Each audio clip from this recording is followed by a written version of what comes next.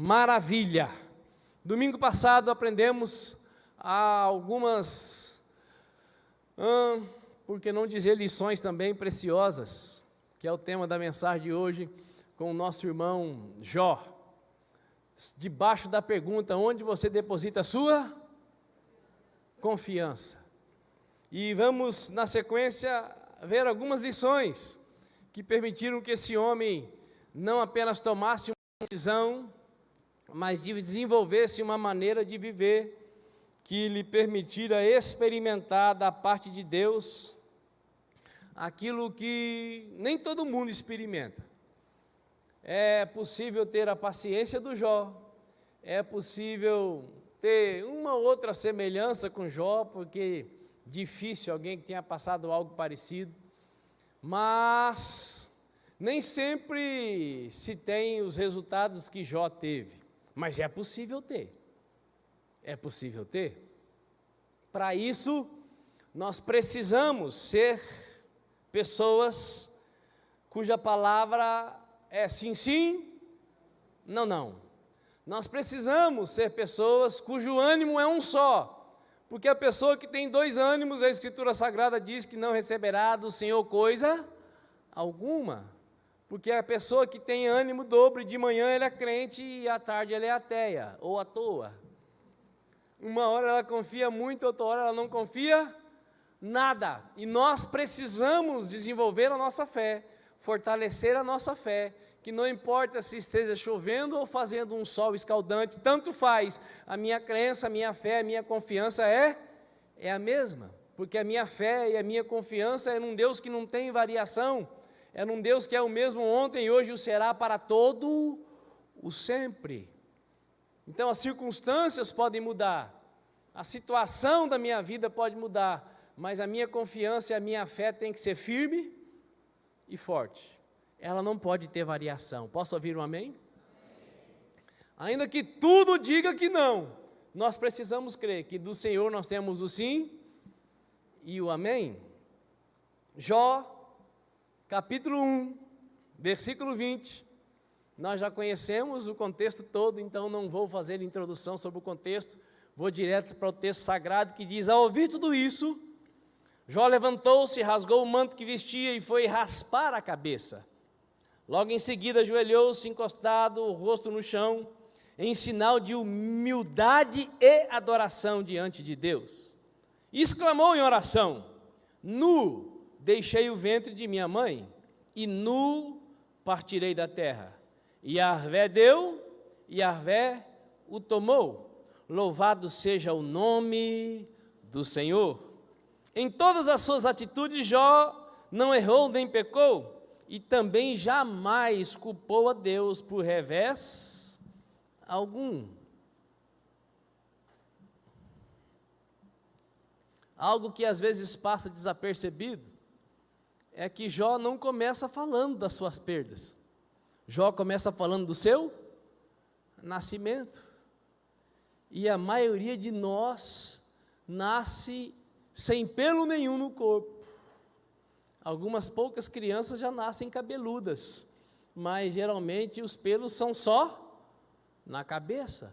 Então nem com pelo nós nascemos. E Jó começa dizendo: eu nasci pelado, sem nada. Eu saí do ventre da minha mãe absolutamente nu, e eu partirei da terra sem nada. Primeiro Jó glorifica a Deus pela vida. Depois Jó então reconhece que tudo que ele possuiu graças a Deus. Eu saí nu e eu possuí alguma coisa. E se agora é decisão e vontade do Criador que eu parta nu, louvado seja o nome do Senhor. A primeira coisa que você e eu deveríamos enxergar e lembrar todos os dias é que nós temos a oportunidade de viver. A oportunidade de viver é a maior manifestação da graça de Deus. Se fôssemos falar dos milhões de espermas que viajam loucamente em direção a fecundar um óvulo, nós já teríamos que admitir cientificamente que somos privilegiados e vencedores. Quem já ouviu falar disso, levante a sua mão, dê um sinal. É impressionante a declaração de Jó, depois de todas aquelas notícias terríveis. Jó tinha consciência: eu sou apenas uma mera criatura. Faça assim com o seu dedo profético, escolha um vizinho aí e diga para ele: por mais pelos que você tenha, por mais propriedades que você tenha, por mais conhecimento que você tenha, você continua sendo mera criatura. Amados irmãos, essa consciência faz muita diferença. O profeta Isaías diz: como é que pode o caco do vaso querer contestar o oleiro? Saber quem nós somos faz muita diferença, principalmente quando a situação dentro de nós está extremamente dificultosa. Nu, deixei o ventre de minha mãe. Olha que maravilhoso, nasci. E nu partirei da terra. E Yahvé deu, e Yahvé o tomou. Louvado seja o nome do Senhor. Agora, a pergunta que certamente não cala na mente de um ser humano pensante, pode ser: de onde um ser humano que não tinha psicólogo para ouvi-lo, psiquiatra para receitar calmantes, pastor para orar por ele, ou qualquer eletrônico para acessar com o propósito de espairecer a mente, ou fazê-lo pensar em outra coisa? Jó não tinha nada disso. De onde ele conseguiu tirar forças para permanecer são, com a capacidade de pensar e ainda expressar adoração a Deus em uma situação onde certamente poucos seres humanos conseguiriam passar por ela sem um surto psíquico emocional, sem um derrame cerebral, ou pelo menos uma crise de labirinto? Porque quando a luta está demais, a gente fica até sem conseguir se equilibrar em cima dos pés. E esse é o motivo que a maioria cai de cama. Isso aqui é uma prova de que a mulher é que é forte e o homem é que é fraco? Quer uma prova? Quem quer uma prova? Ah, ninguém quer, então não vou falar. Quem quer uma prova? Os dois pegam gripe. Quem que faz a sopa, o macho ou a fêmea? Os dois pegam dengue. Quem é que fica quase morrendo, gemendo e não consegue fazer nada? Quem? O homem.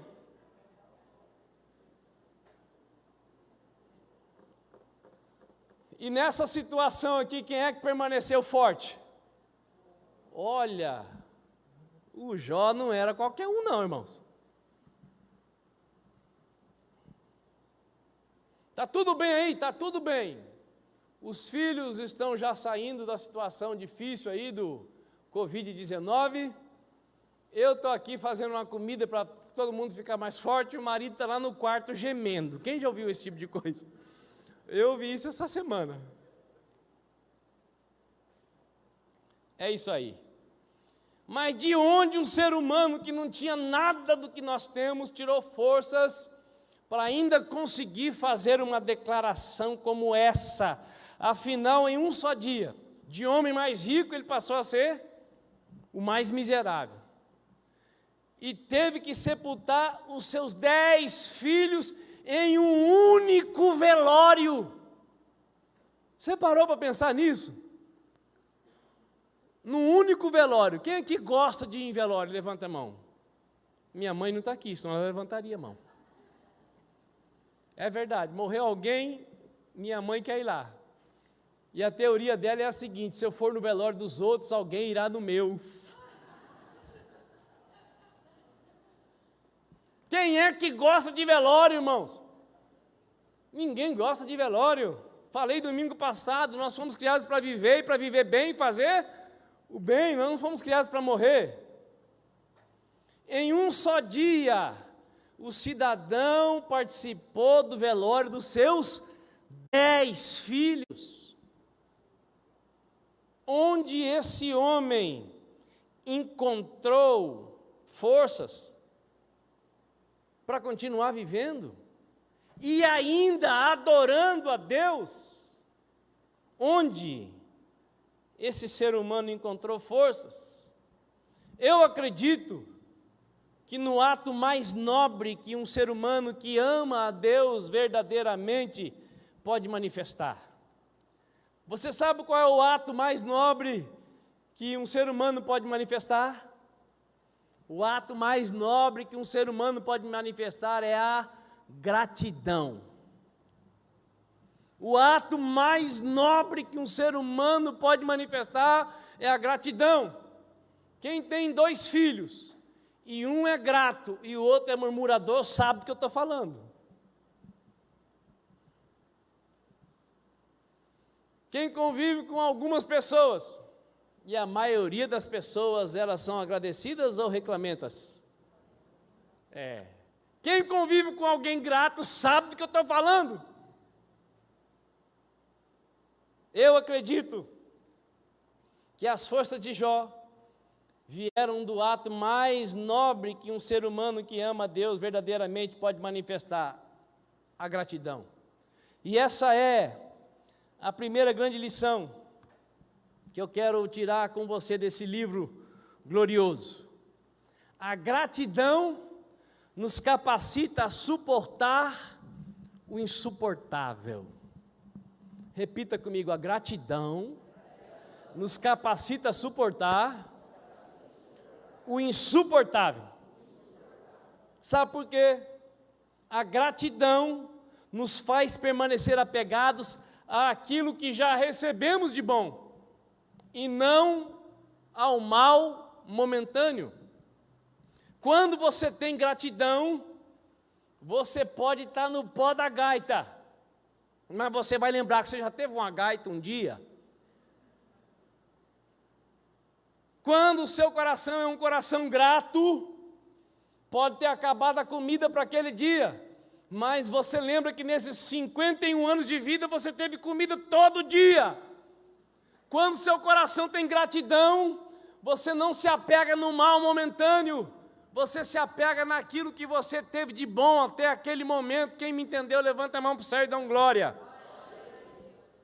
A gratidão te faz se apegar àquilo que é bom, para vencer o mau momento. Por isso que a ingratidão equivale a um barril daqueles de 250 litros, cheio, imagina o que você quiser.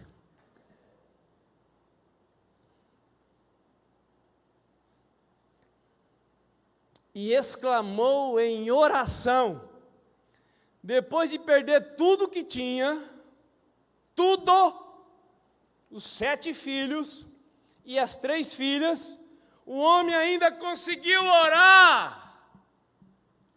Quantas vezes eu já ouvi essa semana: eu não estou conseguindo orar. Por que você não está conseguindo orar, fulano? Por que você não está conseguindo orar, fulana? Eu não estou conseguindo orar porque eu me desentendi com meu filho. Eu não estou conseguindo orar porque minha conta está no vermelho. Eu não estou conseguindo orar porque as coisas não estão saindo do jeito que eu queria. Eu não estou conseguindo orar. Meu pai, não consegui falar com Deus é uma expressão aguda de de ingratidão. Porque você e eu deveríamos ter necessidade extrema de falar com Deus todo dia, nem que fosse para dizer, ou nem que seja para dizer: pelo sol da manhã, Obrigado, Jesus, pelo dia que nasce. Obrigado, Jesus, pelo irmão que está do meu lado. Obrigado, obrigado, Jesus. Obrigado porque eu não acordei morto, eu não acordei vivo. O que você tem de mais precioso? A vida. Acordar todos os dias deveria ser um motivo para falar com Deus. Depois você dá o resto do relatório. Estou acordado, não morri, o senhor não me levou, vou ter que pagar aquele boleto. Vou ter que isso, vou ter que aquilo, vou ter que aquilo outro. Mas obrigado, obrigado e obrigado. Gratidão. E exclamou em oração: nu deixei o ventre de minha mãe e nu partirei da terra. E Yahvé deu, e Yahvé o tomou, louvado seja o nome do Senhor. Gratidão é algo que pode ser gerado dentro de nós. E a gratidão, ela pode começar a ser gerada quando eu reconheço que sou ingrato.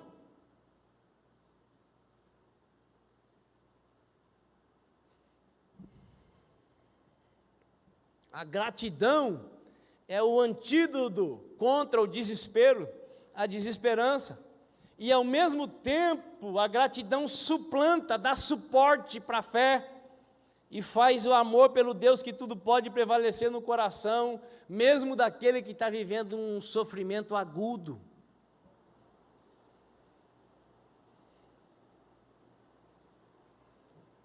Se há gratidão, há certeza da vitória. Porque o choro pode durar uma noite, mas a alegria vem pela manhã.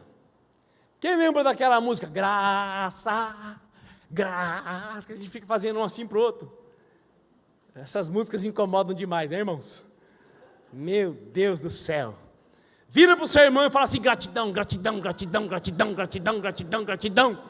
Eu profetizo sobre a sua vida gratidão. E essa é uma profecia que Deus quer fazer cumprir dentro de todos nós, porque nós fomos criados para viver bem, para fazer o bem, e só é possível viver bem e fazer o bem com o coração transbordando de gratidão.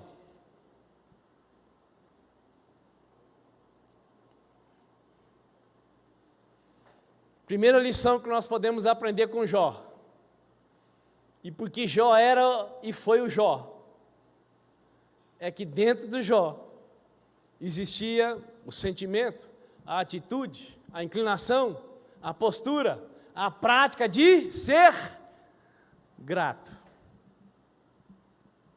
Gratidão. Segunda lição, quebrando um sofisma religioso satânico, que não é o que a Bíblia diz e a Bíblia nunca disse. Jesus diz que é mais fácil um camelo passar por um buraco de uma agulha do que um rico entrar no reino dos céus. Jesus disse: é mais fácil o camelo passar. Jesus não disse: é impossível um rico entrar no reino. Jesus disse isso? Jesus deixou claro que os bens podem tornar-se senhor dos nossos corações. E o livro de Jó deixa claríssimo que é possível ser rico e ser piedoso ao mesmo tempo. É possível ser rico e ser piedoso ao mesmo tempo. É possível ter muito dinheiro e amar a Deus e as pessoas acima do dinheiro, porque o mandamento que Jesus ensinou é: ama a Deus acima de todas as coisas e o seu próximo como a você mesmo. O livro de Jó quebra esse paradigma religioso diabólico de que ser rico é pecado. Nunca foi e nunca será. Qual que é o pecado?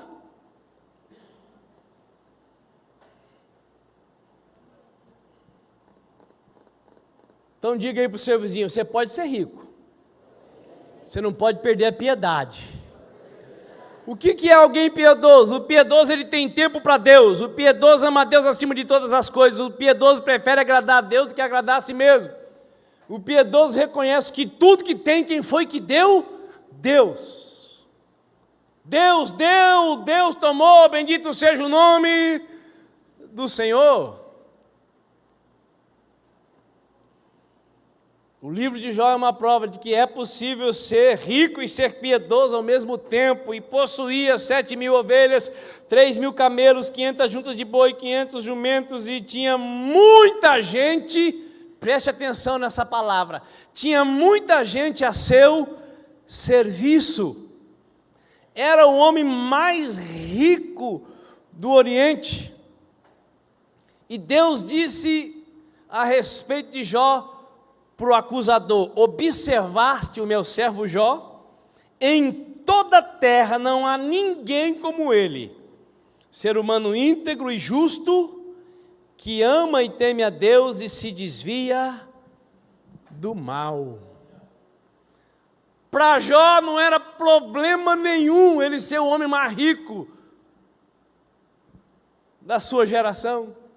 Pelo contrário, para ele era uma solução. 1 Timóteo, capítulo 6, versículo 10, diz: porquanto o amor ao dinheiro é a raiz de todos os males, e por causa dessa cobiça, alguns se desviaram da fé e se atormentaram em meio a muitos sofrimentos. Amar o dinheiro é o grande problema. Ter muito dinheiro não é problema nenhum, desde que o dinheiro não seja o dono do coração. Jó era riquíssimo, o mais rico de seu tempo, mas ao mesmo tempo era um homem desapegado dos bens materiais.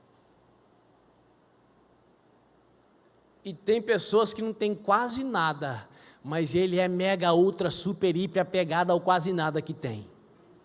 Pergunta para o seu vizinho: não é você não, né, querido?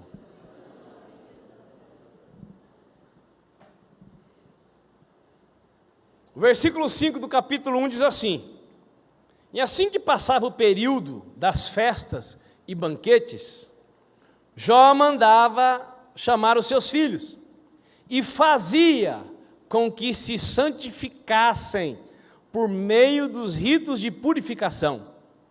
Jó levantava-se ao romper da aurora, ou de madrugada, e oferecia holocaustos, isto é, sacrifícios completamente queimados, em nome de cada um de seus filhos, pois pensava: talvez meus filhos tenham pecado, ainda que no íntimo de cada um, e assim blasfemado contra Deus em seus corações.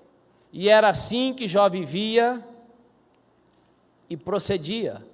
Ninguém nunca levou para o Jó nenhuma notícia: ó, seus filhos estão praticando abominações, os teus filhos estão enchendo a cara de vinho e estão falando que não deve, fazendo o que não deve. Essa notícia nunca chegou para o Jó. Tanto é que o texto sagrado diz: talvez, embora eu não saiba de nenhuma notícia, quem sabe no coração, por causa da cachaça, eles tenham desagradado a Deus. Então, para não correr o risco dos meus 10 filhos, que eu tenho ensinado a andar de modo íntegro e justo como eu vivo, porque para 10 irmãos fazer festa junto, tomar vinho, o pau não quebrar,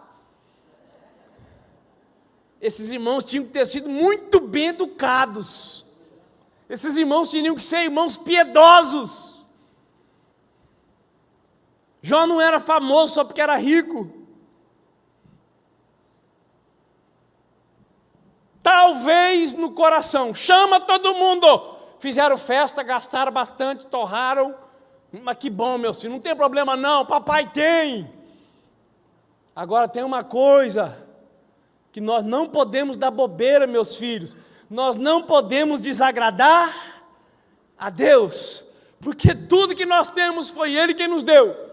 Mas papai, nós estamos bem, a nossa festa foi só alegria, foi só comemoração, estávamos só nós e os empregados, não teve nada de errado, mas meu filho, minha filha, talvez, não custa, vamos pegar, nós temos 7.000 ovelhas, está nascendo 1.500 aí por mês, vamos pegar algumas e vamos torrar, não para comer, para que a fumaça suba as narinas de Deus, porque se vocês pensaram alguma bobagem, estamos apresentando o sacrifício para que essa bobagem seja anulada da memória de Deus. Quem está entendendo?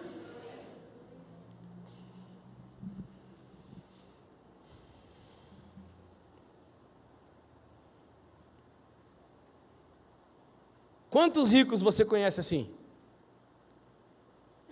Hã? Quantos pais você conhece assim? Mais preocupado em os filhos agradarem a Deus do que se preparar para o vestibular, para ser o melhor profissional da terra. Hã? Então Jó não apenas tomou uma decisão, ele viveu aquilo que ele decidiu. E isso é possível para você e é possível para mim, é possível para nós.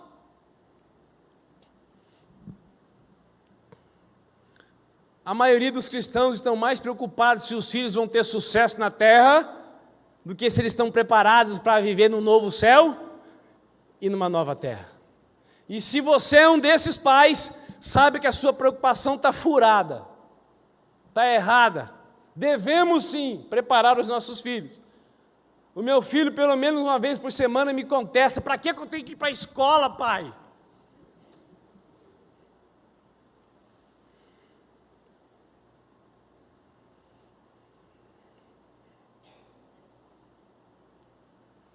Os filhos de Jó viviam em plena comunhão uns com os outros, festejavam todos juntos, eram filhos unidos, tinham tudo do bom e do melhor, mas o pai deles se preocupava acima de tudo com a vida espiritual de cada um dos 10 filhos.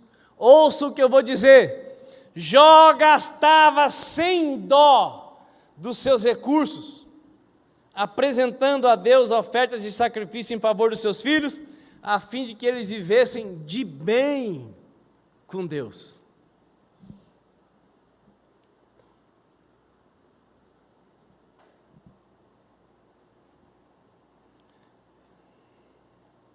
Jó era o mais rico, mas também era o mais piedoso. Faça assim com o seu dedo profético. Diga aí para você: você pode ser o mais rico, mas seja o mais piedoso também.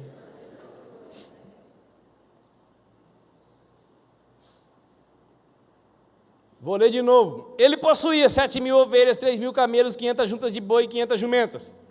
Tinha também muitos servos a seu serviço. Tinha também muitos servos a seu serviço. Tinha também muitos servos a seu serviço. Era o homem mais rico entre todos os habitantes do Oriente de sua época. Irmãos, olha a verdade prática de que Jó não tinha problema com possuir.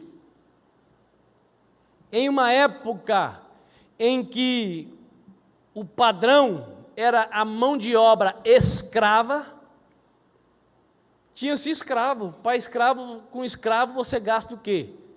Lugar para eles dormirem e comida para eles comerem. Mas Jó não tinha escravos, Jó tinha empregados. Sabe por quê? Estava satisfeito com o que tinha e podia repartir o que tinha com aqueles que o ajudavam a ter. Quem está me entendendo?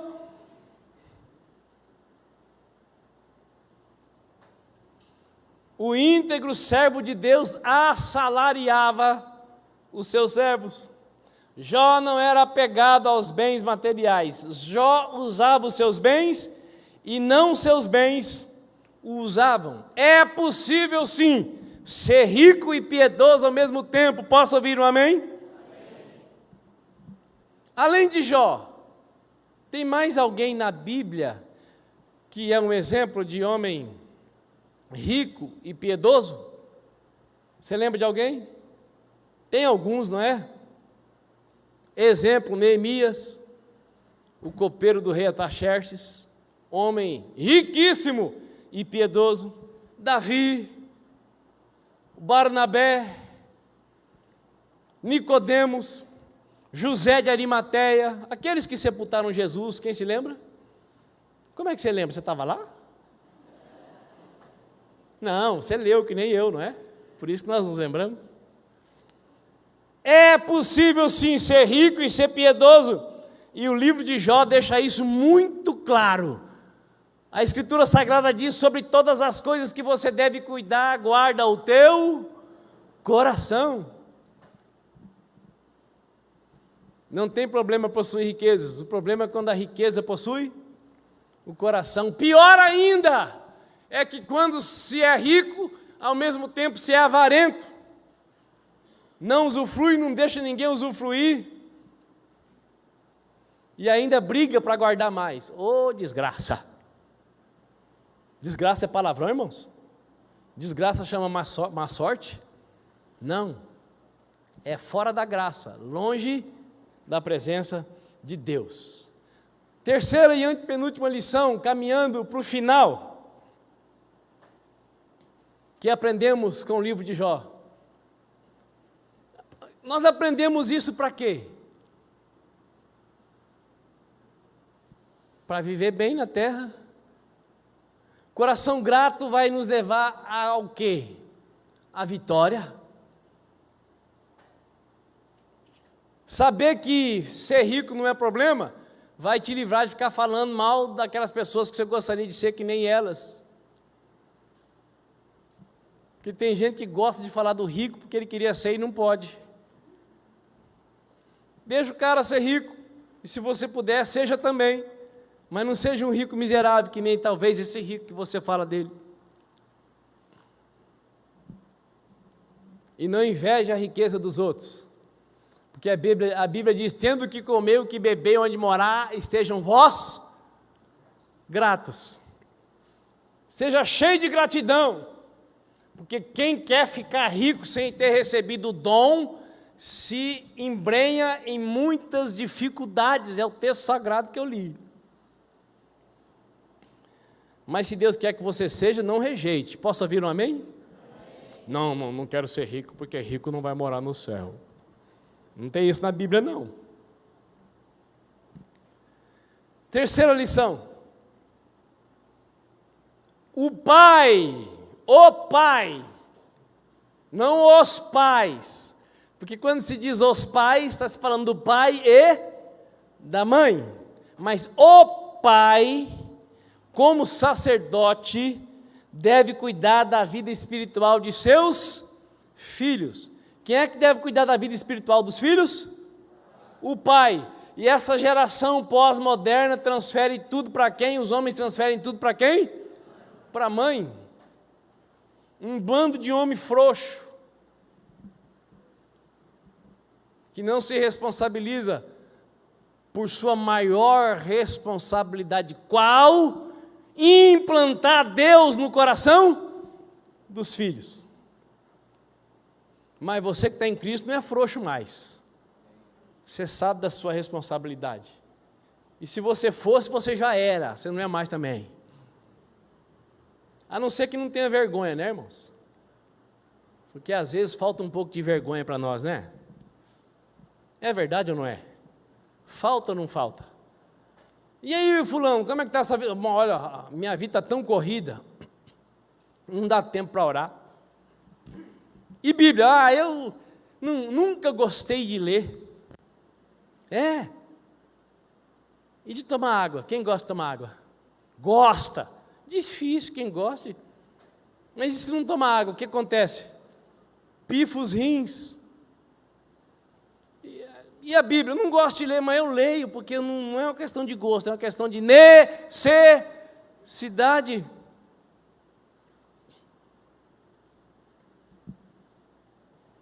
Se você se dava o direito de ser frouxo, não se dê esse direito mais, meu irmão. Seja macho. Seja homem. E como homens, o pai é o sacerdote que deve cuidar da vida espiritual de seus Filhos, até os cachorros sabem disso. Já falei isso aqui várias vezes. Seja o Lulu, seja o Rottweiler, seja Pinscher, seja o gigante Pinscher, como que é o nome? Doberman. Seja a raça de cachorro que for, a dona da casa manda o cachorro para a casinha 10 vezes, ele vai. Só se ela pegar um pedaço de alguma coisa, ele vai. E quando o dono da casa fala, Totó!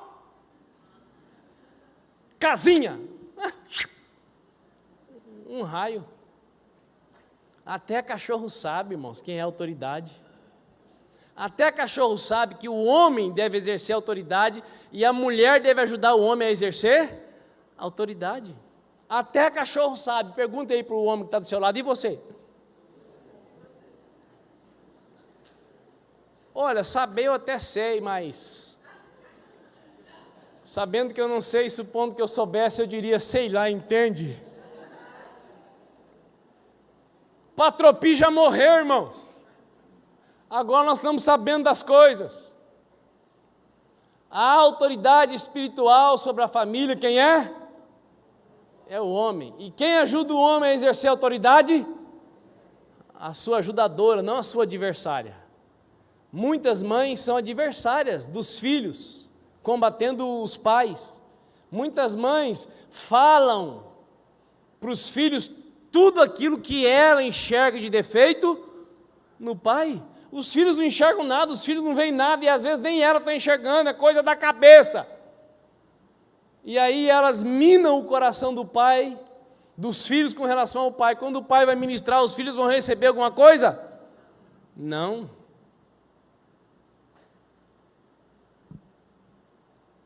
O pai, como sacerdote, deve cuidar da vida espiritual de seus filhos. Olha o exemplo de Jó, amados homens de Deus. Jó se levantava de madrugada e oferecia holocaustos, isto é, sacrifícios completamente queimados, em nome de cada um de seus filhos. Não era assim, Deus, estão aqui, 10 ovelhas, uma para cada filho. Estou queimando para o Senhor, receba a fumaça. Não, Jó apresentava um sacrifício após o outro. Esse é pelo Joaquim, esse é pelo José, esse é pelo Manel, esse é pelo Antônio, esse é pelo Richard, esse é pelo Everton, já deu 7? Esse é pela Joana, esse é pela Maria e esse é pela Sofia. Está escrito, o homem acordava de madrugada, apresentava um sacrifício em nome de cada um dos filhos. Ele orava por cada um dos filhos, porque lá no capítulo 42 o Senhor disse para os seus amigos linguarudos, vai até Jó, leva o novilho, leva a ovelha, e ele vai orar por vocês e apresentar o sacrifício. Quando se apresenta um sacrifício, também é necessário orar. E olha, não tem sacrifício mais difícil do que o sacrifício da oração. Dar dízimo, dar oferta, não é tão difícil, mas orar, principalmente para os machos, os caras são bons, são fortes, pode tudo. Quando chega na hora da oração, não é nem um gato, é uma gata. Não, oração com a minha esposa, minha mulher, que é a mulher de oração. Louvado seja Deus que ela seja, mas você deveria ser muito mais do que ela.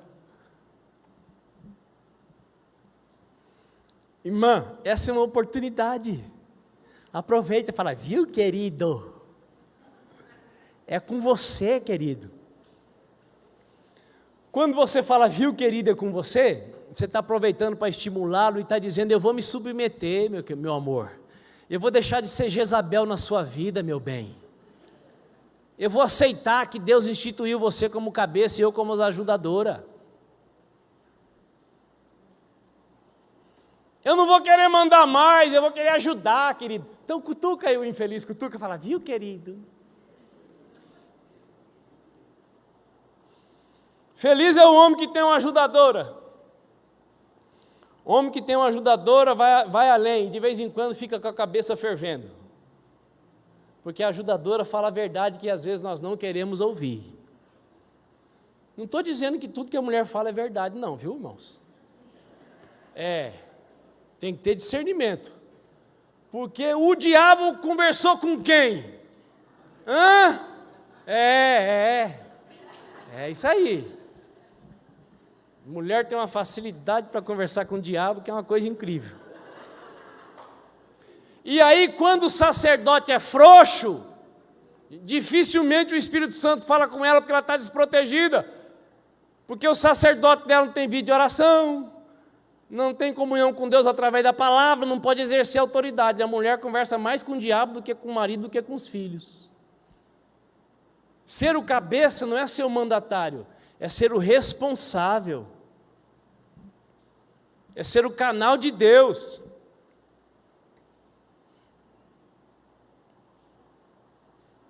E eu reconheço que Deus usa a minha esposa para falar comigo, mas eu também fico atento, porque às vezes o Satanás fala com ela. Fala. Quer uma prova?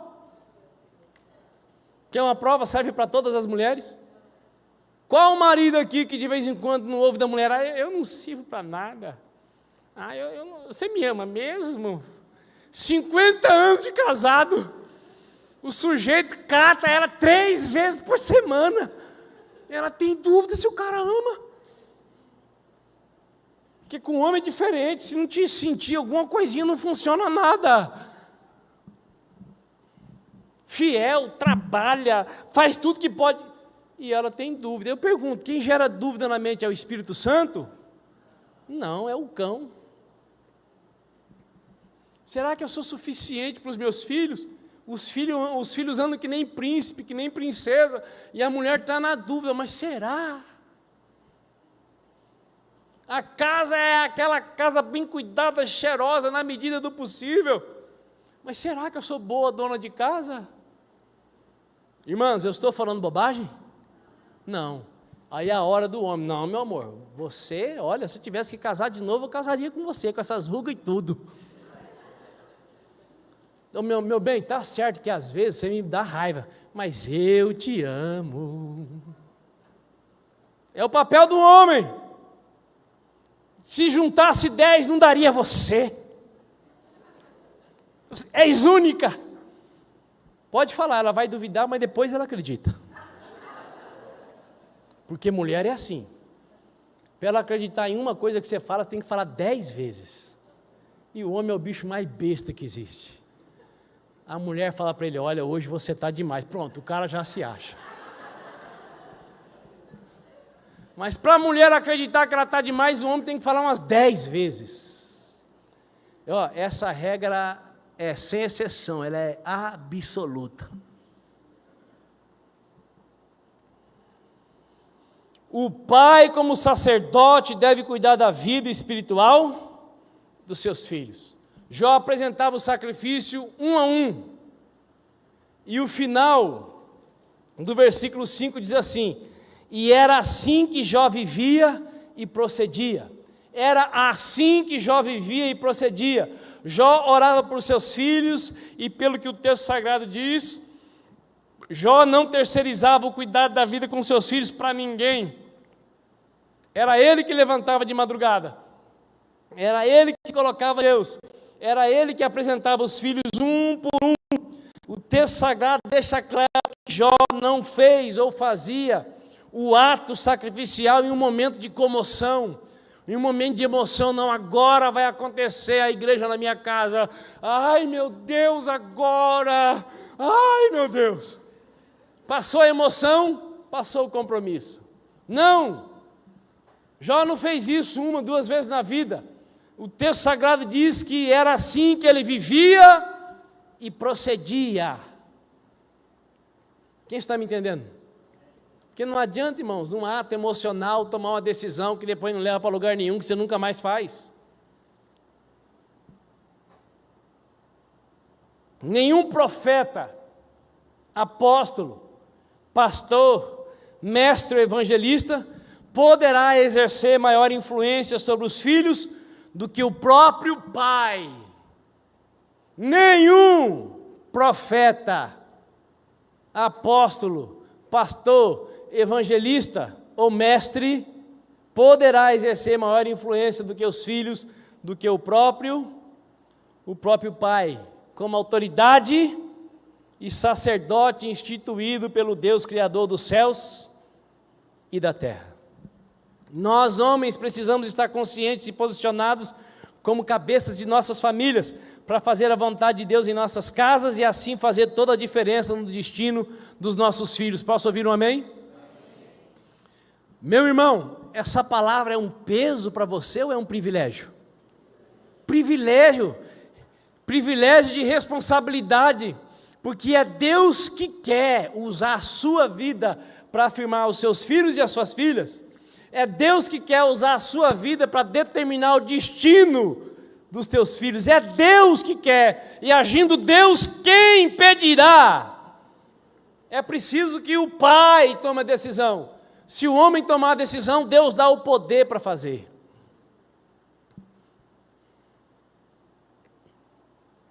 Mas alguém pode pensar assim: o que adiantou Jó cuidar tanto? O que adiantou?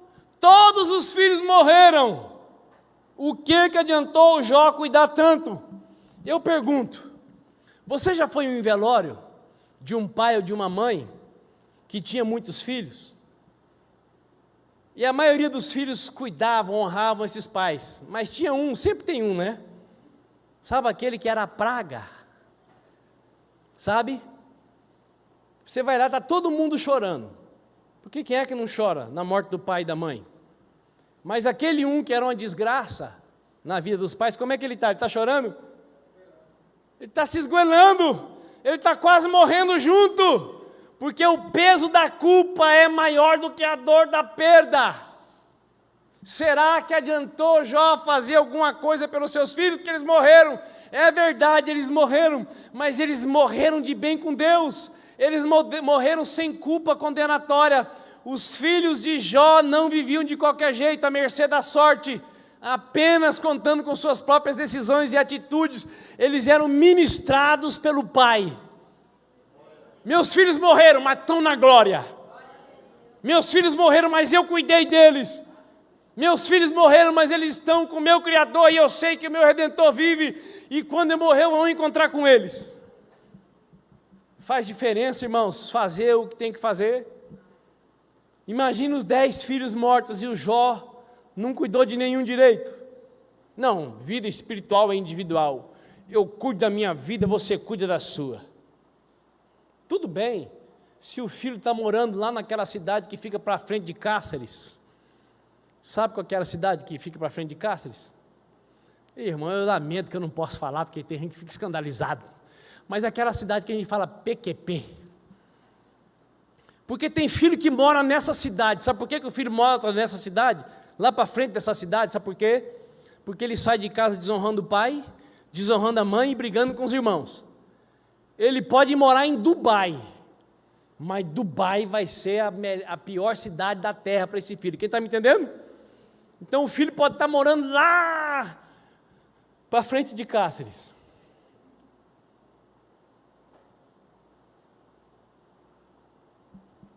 Mas ainda assim, o pai tem poder sobre a vida dele, e a mãe também.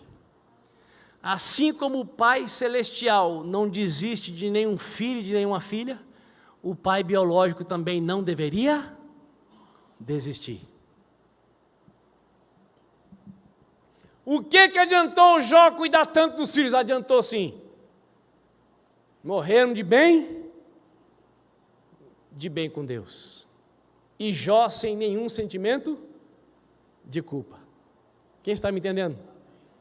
Quando você faz o bem, não importa se você recebe ou não de volta, a sua alma vai estar sempre bem. São Bento do Sul, Santa Catarina, cidade onde eu morei 5 anos e meio estudando, um dos homens mais ricos da cidade, fechou o tempo, quebrou o pau com o filho não era fácil, e o pai foi para a fábrica de móveis dele. Numa das curvas que ele já tinha passado 1000 vezes, do jeito que ele estava, consternado por dentro, ele perdeu o controle do carro, capotou sem cinto, o carro caiu em cima do pescoço dele. O que aconteceu com o pai? Morreu. Qual era o estado da alma do pai? Como é que ficou o filho?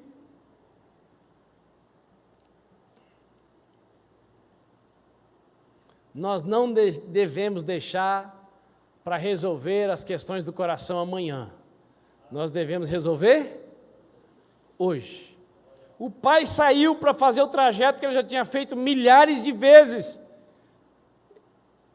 Ele fazia o trajeto de olho fechado, mas naquela curva, ele partiu. E eu acredito que não partiu bem. E o filho ficou pior ainda. Jó perdeu os 10 filhos, mas ele tinha culpa no coração? Tinha peso na consciência? Pergunta para o seu vizinho, como é que está seu coração? Se descer um raio na sua cabeça agora, você está pronto?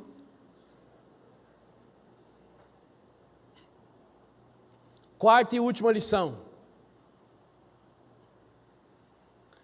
As experiências com Deus nos revelam mais profundamente quem Ele é. As experiências com Deus nos revelam mais profundamente quem Ele é. Pasme você, que Deus quem disse que Jó era um homem íntegro, reto, que Jó era um homem que o temia, e por causa disso, se desviava do mal. Foi Deus quem qualificou Jó como não existe nenhum outro na terra como ele. Mas depois de tudo que Jó passou, no versículo 5 do capítulo 42, olha o que Jó diz: de fato meus ouvidos já tinham ouvido o teu respeito, contudo agora os meus olhos te contemplaram. Por essa razão menosprezo a mim mesmo e me arrependo sinceramente no pó e na cinza. Irmãos, nós precisamos ter experiências profundas com Deus. Eu e você, nós precisamos ter experiências profundas com Deus. E assim como Jó, nós deveríamos desejar que aquilo que nós estamos passando com Deus fosse registrado com uma caneta de ferro na rocha, para nunca se apagar. Aquilo que você experimenta da parte de Deus deve ficar encravado no seu coração, porque nós não precisamos da graça, da glória e do poder de Deus só uma vez na nossa vida. Nós precisamos todos os dias.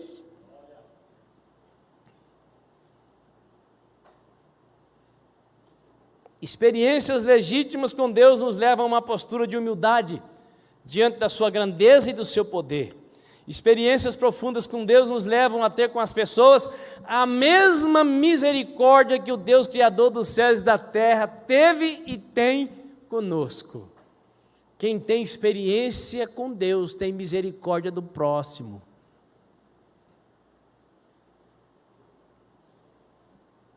Sempre vale a pena agradar a Deus. Quem fez Jó sofrer mais? As feridas, as chagas purulentas ou o discurso intermitente dos amigos nos ouvidos e na alma dele? Os amigos. Embora e apesar de tudo que ele já estava passando, tinha os amigos para tribular ainda mais a alma dele. Aí lá no final, o que Jó precisa fazer pelos amigos? Jó precisa orar. Pergunta aí para o seu vizinho, como ele conseguiu orar por aquelas pragas? Perdeu tudo, perdeu os filhos, e os amigos ficavam fazendo discurso dizendo que ele que era o culpado. Os amigos disseram tudo que podiam para ele, menos uma palavra de consolo. E lá no final, Deus puxa a orelha dos amigos e fala, leva lá agora para ele os carneiros, leva lá os bezerros, e ele vai orar por vocês. Como que Jó conseguiu orar? Porque Jó, que já era tudo aquilo, agora ele cresceu mais ainda. Por quê? Porque antes ele conhecia Deus só de ouvir. Mas as experiências que ele teve o fizeram enxergar Deus. Sempre vale a pena agradar a Deus. Jó 42, 12 diz, assim o Eterno abençoou o final da vida de Jó muito mais do que o início. Ele teve tudo em dobro, só duas coisas ele não teve em dobro. Quais? a quantidade de filhos e esposa. Porque uma é mais do que suficiente. Diga aí para sua esposa, meu bem, tu és suficiente para mim. Eu não conheço um homem que teve duas e se deu bem. Nenhum. Abraão teve quantas? Enquanto ele tinha uma, até os 85 anos, 90 anos, estava tudo bem. Ele aceitou o conselho da esposa e passou a ter duas. O que aconteceu com a vida dele? O Isaac teve quantas? Uma só. Como é que foi a vida do Isaac? Leia o texto sagrado. O filho do Isaac, o Jacó, teve quantas? 4. Foi o patriarca que mais se lascou. Deus não deu mulher em dobro para o Jó, ele deu uma só. Porque, irmãos, cuidar de uma mulher não é fácil. Não tem nenhum homem que dá conta de duas. De vez em quando eu brinco, eu digo bem que Deus podia liberar uma para cada mês do ano. Já pensou? Tudo novidade.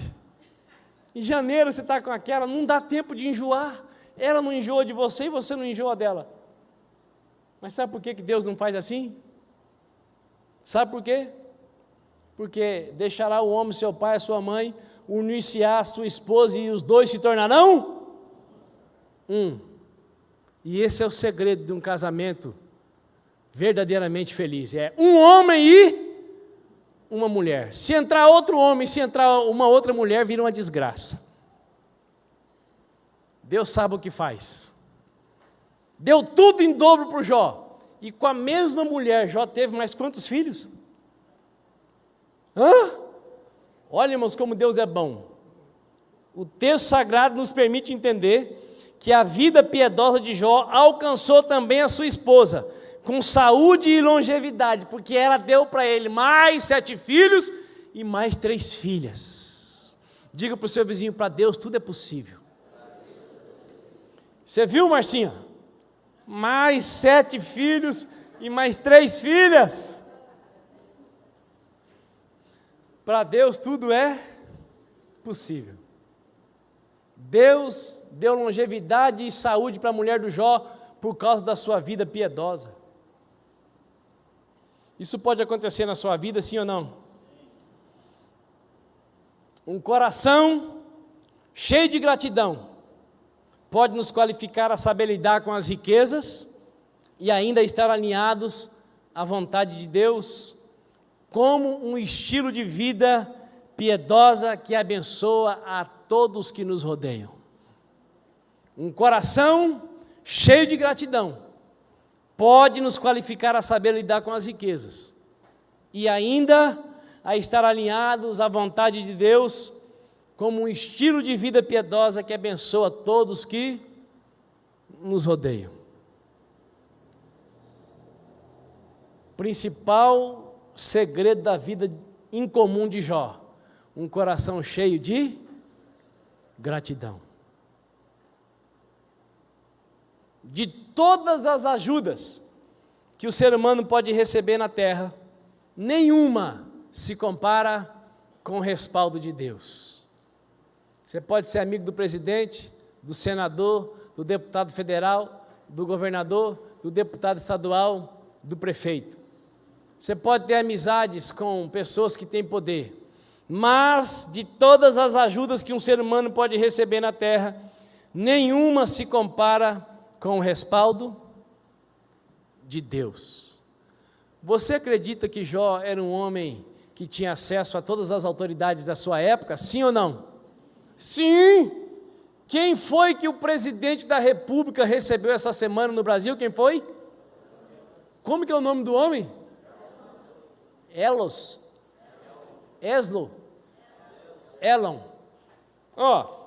Você ficou sabendo que ele marcou a hora com o presidente? Presidentes de outros países precisam marcar não sei quantos meses antes para estar com a autoridade máxima de qualquer nação. E o cidadão marcou antes. Ele avisou, Bolsonaro, eu estou indo aí, quem é você? Eu sou o mais rico do mundo, pode vir, querido. Você acredita que Jó tinha acesso a todos os poderosos da sua época, sim ou não? Mas algum poderoso podia fazer diferença na história que ele viveu? Não.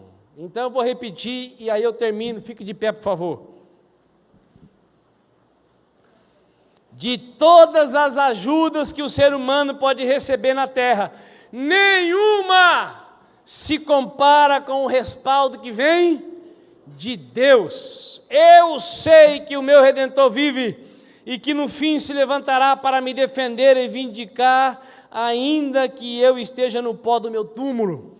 E depois que todo o meu corpo estiver consumido pela terra sem carne, então contemplarei a face de Deus. Eu verei com os meus próprios olhos, eu pessoalmente, não outra pessoa o verá e me dirá como ele é. Quão intenso é o desejo do meu coração por esse dia. Nenhum ser humano, por mais poderoso que seja, pode fazer qualquer coisa por quem já morreu. Mas o Jó declarou: ainda que eu morra,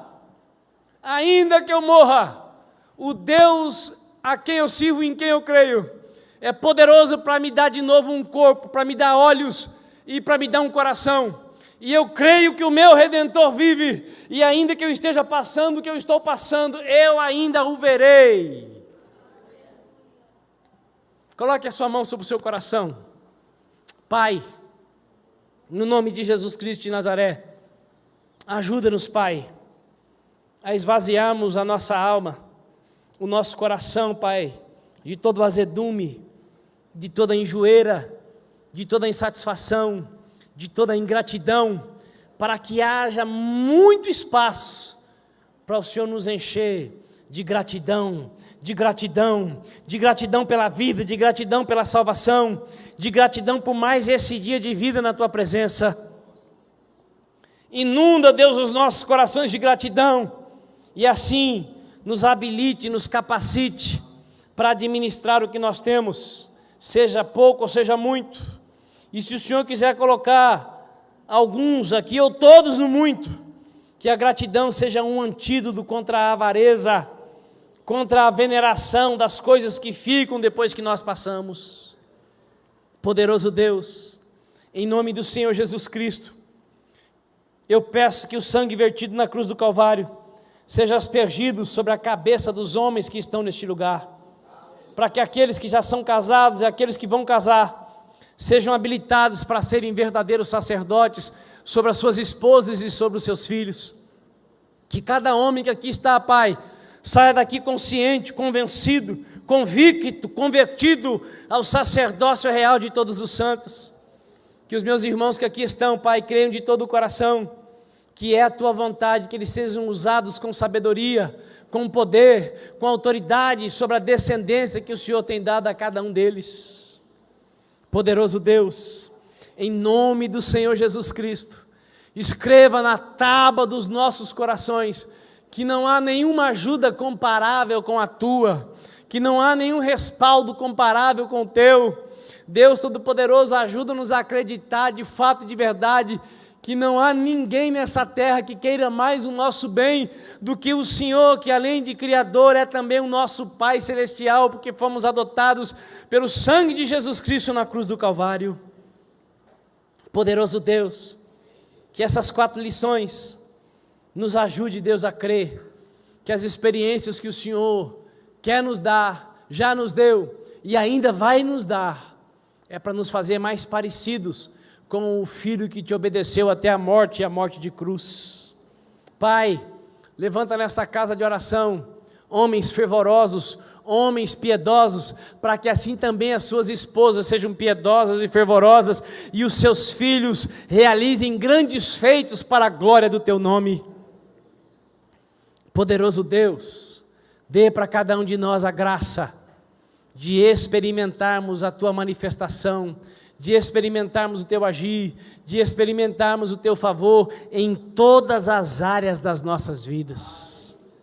Pai, nos ajude a lembrar que estamos nessa terra de passagem, e que nessa breve passagem nós podemos te exaltar, te engrandecer, te glorificar, alinhando as nossas vidas plenamente à Tua palavra, para que vivenciemos e experimentemos a Tua vontade específica para nós, que é boa, perfeita e agradável. Em nome de Jesus, Pai, leva-nos guardados para as nossas casas ou para o lugar que foi determinado que iríamos. Leva-nos, ó Pai, debaixo dessa convicção de que o Senhor é Emanuel, o Senhor é Deus conosco, o Senhor é o nosso refúgio e a nossa fortaleza, o Senhor é a nossa alegria, o Senhor é o nosso socorro, o Senhor é a nossa torre forte, o Senhor é a nossa cidadela, e nós nos abrigamos debaixo das Tuas asas, em nome de Jesus de Nazaré. Amém e amém. Dê um aplauso ao Senhor.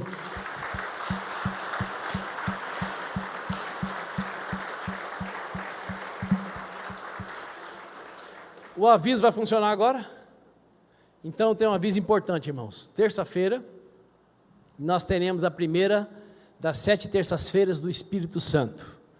7 cultos, onde serão ministradas palavras acerca da pessoa do Espírito Santo. 7 cultos, onde nós teremos a oportunidade de buscar os dons espirituais. A Escritura Sagrada diz: seguir o amor e buscar com zelo os dons espirituais. Eu acredito que você deveria colocar na sua agenda e não perder nenhum desses cultos, porque se tem algo que nós estamos necessitados nesses dias, é de sermos cheios do poder de Deus através do Espírito Santo.